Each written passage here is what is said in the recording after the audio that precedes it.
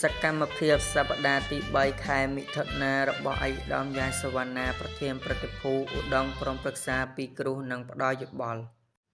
តាកែវថ្ងៃសៅរ៍11រោចខែចេសឆ្នាំម្សាញ់សតវត្សរ៍ពុទ្ធសករាជ2569ត្រូវនៅថ្ងៃទី21ខែមិថុនាឆ្នាំ2025ឯកឧត្តមយ៉ាងសវណ្ណាប្រធានព្រឹទ្ធភូឧត្តមក្រុមប្រឹក្សាពីគ្រោះនិងផ្ដល់យោបល់គណៈបកហ៊ុនស៊ិនពេជ្របានចុះមកសិក្សាប្រាសាទភ្នំជីសូរដែលស្ថិតនៅភូមិស្លាឃុំរវៀងស្រុកសំរោងខេត្តតាកែវ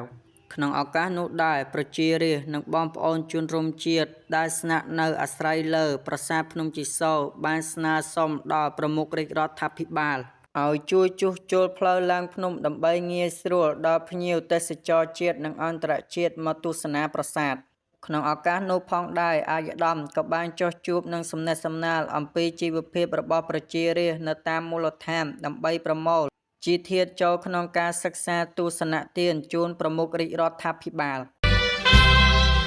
តាកែវថ្ងៃសៅរ៍4រោចខែចេសឆ្នាំម្សាញ់សតវត្សរ៍ពុទ្ធសករាជ2569ត្រូវនឹងថ្ងៃទី14ខែមិថុនាឆ្នាំ2025ឯកឧត្តមយ៉ាងសវណ្ណាប្រធានព្រឹទ្ធភូឧត្តមក្រុមប្រឹក្សាពីគ្រោះនិងផ្ដល់យោបល់និងជាប្រធានក្រុមការងារបោះឆ្នោតខេត្តតាកែវរួមជាមួយគណៈកម្មាធិការប្រតិបត្តិស្រុកអង្គរបូរីបានជួបប្រជុំការពង្រឹងរៀបចំរចនាសម្ព័ន្ធគណៈបកហ៊ុនស៊ិនពេជ្រនៅស្នាក់ការស្រុកអង្គរបូរីក្នុងឱកាសនោះឯកឧត្តមក៏បានពំនាំព្រះរាជបន្ទូលសួរសុខទុក្ខដល់មន្ត្រីគណៈបកគ្រប់ជាន់ថ្នាក់និងឲ្យមន្ត្រីគណៈបកចុះសិក្សាពីវត្តអារាមដែលខ្វះខាតដែលនឹងត្រូវចូលវស្សានៅពេលខាងមុខ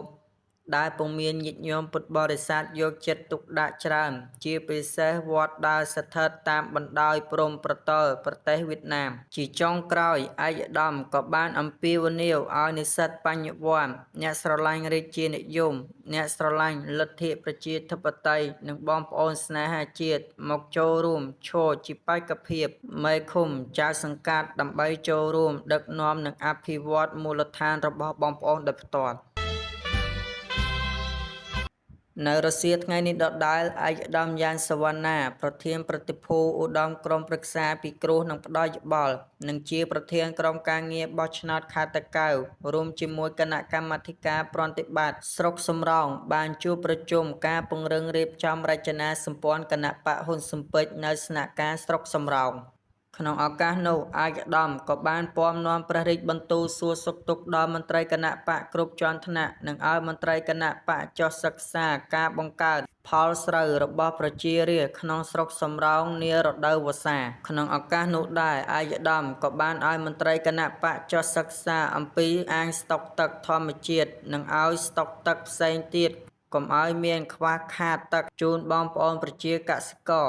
នារដូវប្រាំងតាមរយៈគណៈបករាជានិយមដែលមានកៅអីក្នុងរដ្ឋសភាជាតិដាក់ជូនអង្គសភាដោះស្រាយជូនប្រជារាស្ត្រជាចុងក្រោយឯកឧត្តមក៏បានអំពាវនាវឲ្យនិស្សិតបញ្ញវន្តអ្នកស្រឡាញ់រាជានិយមអ្នកស្រឡាញ់លទ្ធិប្រជាធិបតេយ្យនិងបងប្អូនស្នេហាជាតិមកចូលរួមឈរជាបេក្ខភាពមេឃុំចាស់សង្កាត់ដើម្បីចូលរួមដឹកនាំនិងអភិវឌ្ឍមូលដ្ឋានរបស់បងប្អូនដោយផ្ទាល់ To you.